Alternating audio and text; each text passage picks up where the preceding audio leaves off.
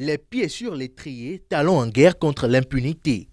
Talon lance un signal fort à la pègre. Tels sont les titres de certains journaux qui offrent au public leur vision sur l'affaire Ségube. Pour d'autres canards, c'est la justice qui entre en scène, mais une justice béninoise à l'épreuve. Pendant ce temps, quelques journaux sont restés moins sensationnels en annonçant simplement l'incarcération de certains mis en cause dans ce dossier. Les noms de l'ensemble des accusés présentés au procureur sont aussi proposés au lecteur. À ces différentes personnalités libérées sous caution ou envoyées en prison, il est reproché des malversations financières dans le cadre de la gestion de la filière des véhicules d'occasion. On parle ici de dizaines de milliards de francs CFA. Devant ce kiosque de vente de journaux où les différentes thèses s'affrontent, un sentiment rassemble.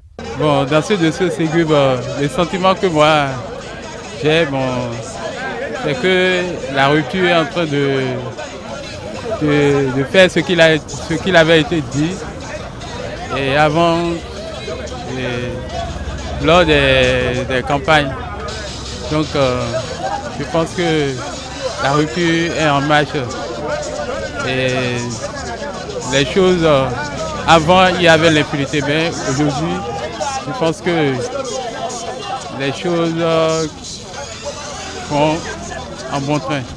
En attendant le dernier mot de la justice, pour Michel Guédou, il y a incontestablement un problème et un assainissement de la vie publique s'impose. Ce sont les ressources du contribuable béninois. C'est ça qui devrait servir à faire les routes, les ponts, les hôpitaux, les écoles.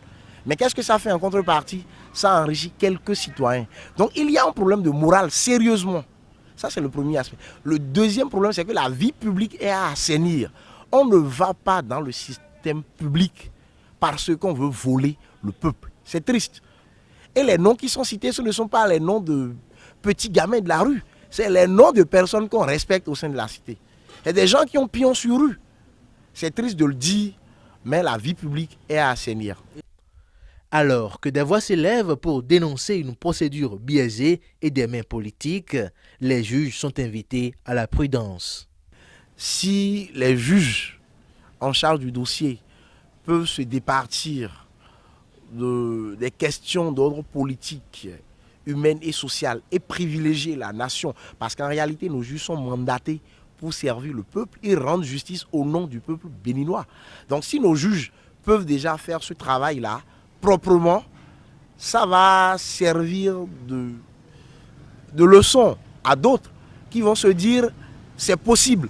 Mais que ce ne soit pas dans un système de règlement de compte, parce que ça va faire en sorte que chacun va toujours chercher la sécurité dans le système politique. Et on sait où ça mène. C'est toujours le peuple qui est le dernier perdant.